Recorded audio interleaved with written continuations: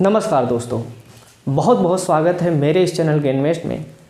आपको आज का जो टॉपिक है ये UP board class 10th special batch से पहला चैप्टर रासायनिक समीकरण एवं अभिक्रिया से शुरू करने वाले हैं।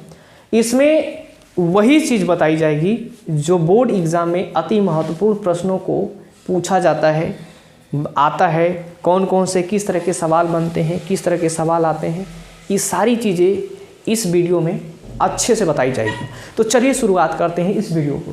सबसे पहले बात करते हैं रासायनिक अभिक्रिया क्या होती है। रासायनिक अभिक्रिया की अगर बात करते हैं, रासायनिक अभिक्रिया ऐसी अभिक्रिया होती है जिसमें क्या करते हैं कि दो या दो से अधिक एलिमेंट्स आपस में मिलते हैं और एक नए तरह के कंपाउंड बनाते हैं। कुछ ज़्यादा इंग्लिश होगी, थोड़ी सी हिंदी में देखते हैं। जब दो या दो से अधिक तत्व का मतलब होता है कि कोई भी पदार्थ ले लीजिए, दो या दो से अधिक होना चाहिए, आपस में अब उसको मिलाएंगे, मिलाने के बाद एक नया प्रोडक्ट तैयार होता है। उसी प्रोडक्ट को कहते हैं रासायनिक।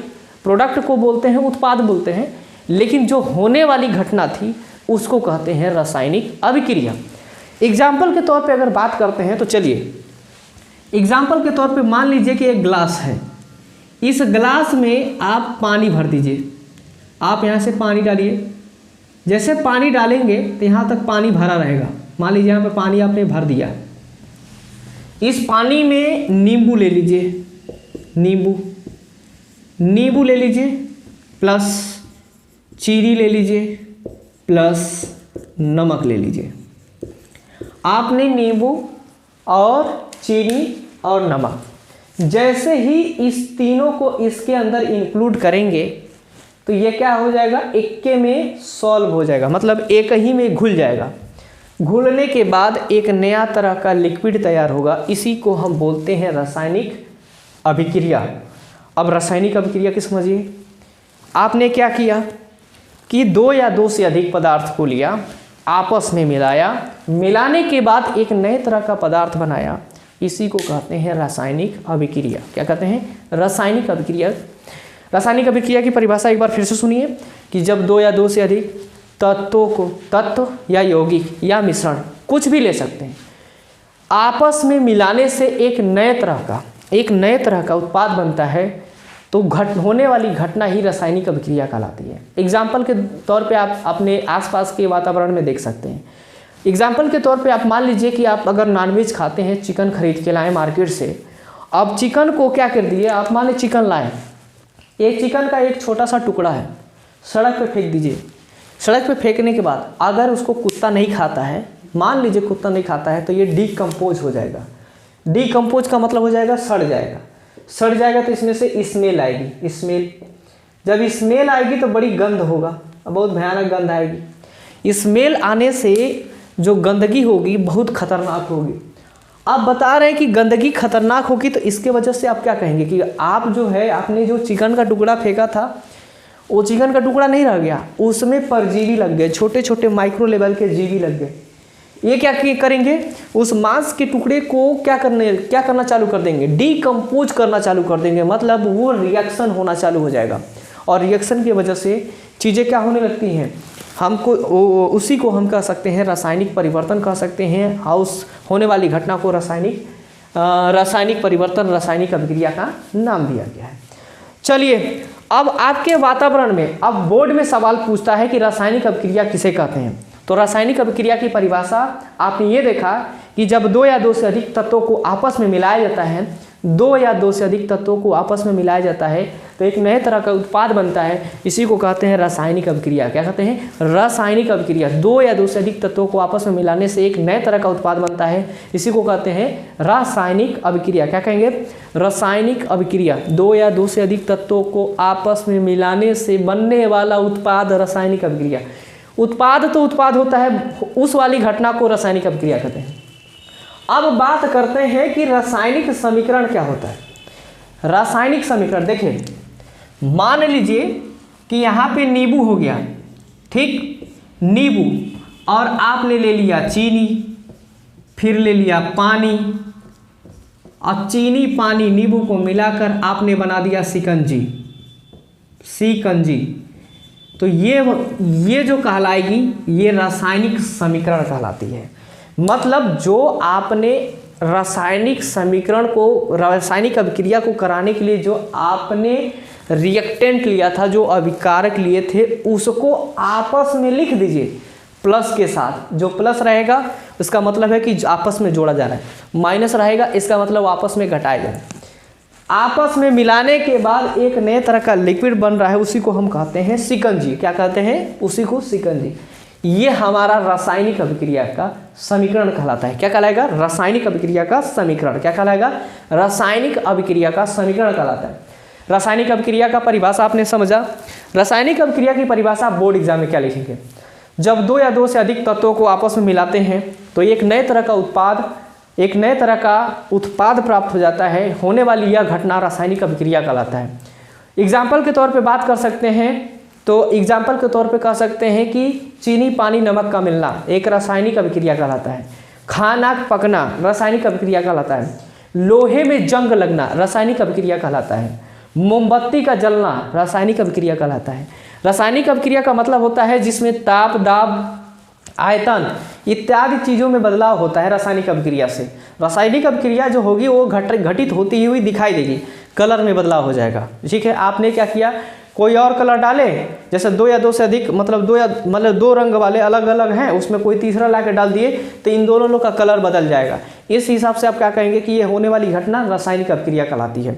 लोहे में जंग लगना जो है, लोहे में ऑक्सीजन के साथ संपर्क होकर वो ऑक्साइड बना देता है, इसका मतलब है कि वो रासायनिक अभिक्रिया का उदाहरण हो जाता है।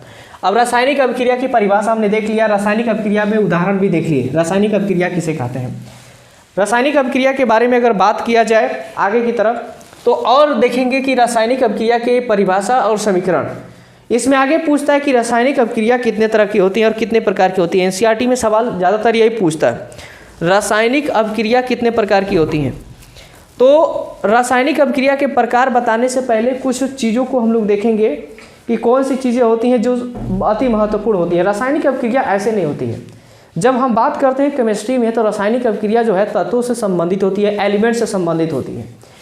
तत्व की बात करते हैं तो अगर यहाँ पे पीरियाडिक टेबल की बात करते हैं तो यस ब्लॉक में देखते हैं। यस ब्लॉक, पहले यस ब्लॉक की बात करते हैं, यहीं पर देख लीजिए यस ब्लॉक। यस ब्लॉक में आएगा hydrogen, lithium, sodium, potassium, rubidium, caesium और फ्रेंशियम।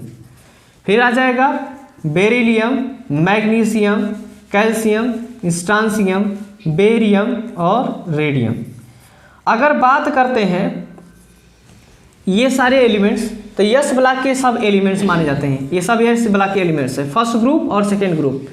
इसको याद करने का तरीका क्या है? हमारे लिए ना करो रब से फरियाद, हमारे लिए ना करो रब से फरियाद। यस ब्लॉक का फर्स्ट ग्रुप खत्म। इसी के सामने आता है बेटा, मांगे, कार, स्कूटर, बाप, राजीव। ये हो गया यस ब्लॉक के एलिमेंट्स, ये यस ब्लॉक। अब ध्यान से सुनिए, यहाँ पे हम पी ब्लॉक लेते हैं। यहाँ पे पूरा चीज़ नहीं लिख रहे हैं, बस आपको वही चीज़ लिख रहे हैं जो आपको समझाने की आवश्यकता है। बात करते हैं हेलोजन फैमिली की तो हेलोजन में आता है फिर कल, बाहर, आई, आंटी, फिर कल बाहर आई आंटी। फिर आगे ऑक्सीजन ने सल्फर को Ct मारिपो, ठीक है। Oxygen, sulphur, selenium, tellurium, polonium, fluorine, chlorine, bromine, iodine और स्टेंटेनियम। ये आपको मैंने एग्जाम्पल लिया है बस समझाने के पर्पज से, क्योंकि रासायनिक अभिक्रिया में हम पीरियाडिक टेबल नहीं पढ़ेंगे, खाली आपको समझाया जा रहा है। मान लेते हैं कि इसमें हाइड्रोजन है, हाइड्रोजन आप लेकर इनके साथ रिएक्शन कराइए। हाइड्रोजन की अगर बात करते हैं तो देखिए हाइड्रोजन पे +1 आयन होता है, तो इस पे भी +1 होगा, इस पे भी +1, सभी पे +1 हो जाता है, ठीक है, सभी पे +1 आयन होता है। कहने का ये तात्पर्य है +1 होने का मतलब कि इनके झोले में 1 रुपया अधिक होता है। ये 1 रुपया किसी को भी दान कर सकते हैं। अगर 1 रुपया किसी को दान करेंगे और जो रिसीव करेगा उनके साथ ये बांड बना देते हैं और बांड बनाने के बाद वह यौगिक का निर्माण हो जाता है। अब 1 रुपया अधिक, इसमें 2 रुपये की अधिकता होती है, सब 2 रुपये की अधिकता करते हैं। कहने का मतलब इसमें 2 इलेक्ट्रॉन अधिक माने जाते हैं। इसकी बात करते हैं तो इसमें -1 की कमी होती है, -1 की कमी, इसमें -2 की कमी होती है, -2 की कमी। रासायनिक अभिक्रिया को अच्छे से समझने के लिए इसको प्रॉपर पूरा देखना पड़ेगा, वीडियो को स्किप मत कीजिएगा, समझिए ध्यान से। रासायनिक अभिक्रिया में अगर हाइड्रोजन की बात करते हैं और फ्लोरीन, क्लोरीन, ब्रोमीन, आयोडीन, एस्टेंटेनियम से मिला दिया जाए, मान लीजिए हाइड्रोजन का हमने फ्लोरीन के साथ मिला दिया, क्लोरीन के साथ मिला दिया, ब्रोमीन के साथ मिला दिया, तो क्या बनेगा? इसमें हाइड्रोजन पे +1 है, मैंने यहाँ लिख दिया है। मान लीजिए क्लोरीन के साथ मिलाया जा रहा है, क्लोरीन पर -1 की कमी है, तो हाई एक इलेक्ट्रॉनवा क्लोरीन को क्या कर देगा? दे देगा, डोनेट कर देगा, क्योंकि इस पे 1 की अधिकता है, इस पे 1 अधिक है, इस पे 1 की क्या है? कमी है। जैसे ही 1 इलेक्ट्रॉन इसको देगा, तुरंत आपस में रिएक्शन करेंगे और रिएक्शन करके क्या बना देंगे? HCl बनाएंगे। इसी का नाम होता है hydrochloric acid, hydrochloric acid, hydrochloric अम्ल जिसको कहते हैं, ठीक है। इसको हाइड्रो इंग्लिश में बोलेंगे हाइड्रोक्लोरिक एसिड, क्लोरिक एसिड। ये क्या होता है? हाइड्रोक्लोरिक एसिड एक तरह का स्ट्रांग एसिड माना जाता है, मतलब प्रबल अम्ल माना जाता है। ये प्रबल अम्ल का उदाहरण हो गया। कहने का मतलब हाइड्रोजन इन सभी के साथ अगर जुड़ गया तो अम्ल बनाएगा। ध्यान से सुनिए, हाइड्रोजन अगर इन सभी के साथ जुड़ जाए तो क्या बनाएगा? अम्ल बनाएगा। अगर बात करते हैं हाइड्रोजन के नीचे वाले, ये सभी वाले, अगर ये सब इन सभी के साथ, अगर इन सभी के साथ रिएक्शन करेंगे तो क्या बनाएंगे? इन सभी के साथ, स्पेशली ये नहीं है, इस सभी के साथ अगर रिएक्शन करेंगे तो क्या बनाएंगे? उदाहरण के तौर पे देख लीजिए, मैंने कहा हाइड्रोजन अगर इन सभी के साथ मिलता है तो आप क्या बनाते हैं? अम्ल बनाते हैं। जैसे HCl हो गया। अगर मान लीजिए हाइड्रोजन सल्फर और ऑक्सीजन के साथ मिलेगा तो आप क्या लिखेंगे? H2SO4 बना देंगे। इसे कहते हैं सल्फ्यूरिक एसिड। क्या कहेंगे? सल्फ्यूरिक एसिड, सल्फ्यूरिक अम्ल, सल्फ्यूरिक अम्ल पढ़ेंगे, ठीक है। ये सल्फ्यूरिक अम्ल होता है। आगे देख लेते हैं, अगर मान लीजिए HCl जो है ब्रोमीन के साथ मिलेगा तो HBr बना देगा, आयोडीन के साथ मिलेगा तो HI बना देगा। ये सारे के सारे जो होते हैं अम्ल बनाते हैं। सोडियम मान लेते हैं, यहाँ पे सोडियम ले लीजिए, इस पे +1 की कमी है। सोडियम मान क्लोरीन के साथ रिएक्शन कराइए, सोडियम Na पर 1+ है, क्लोरीन पर 1-। सोडियम 1+ में है और क्लोरीन 1- में है, आपस में रिएक्शन करेगा, हाई 1 इलेक्ट्रॉन रिसीव दे देगा, इसको देगा तो ये बॉन्ड बनाएगा और ये बनकर मिलकर हो जाएगा क्या? NaCl। इसी को कहते हैं साधारण नमक, NaCl, साधारण नमक, ठीक है। ये साधारण नमक का सूत्र है। अगर आपसे सवाल पूछ दिया गया कि साधारण नमक का सूत्र बताइए तो तुरंत बताएंगे NaCl। NaCl जो होता है सिंपल साल्ट कहलाता है। ये हमारे हो गए रासायनिक अभिक्रिया, जो किस तरह से रासायनिक अभिक्रिया होती है इसको समझने के लिए आप यहाँ से बारीकियों से समझ सकते हैं। अगर +1 है और जिसमें -1 की कमी होगी वो उसी के साथ रिएक्शन करेगा। मतलब रिएक्शन तभी होता है अगर मान लीजिए कि आपके पास 1 की कमी, हमारे पास 1 की अधिकता हो। हम आपको आराम से दे सकते हैं, उधर वाला आराम से ले सकता है। इस तरह से कंपाउंड बनता है और बॉन्डिंग होती है।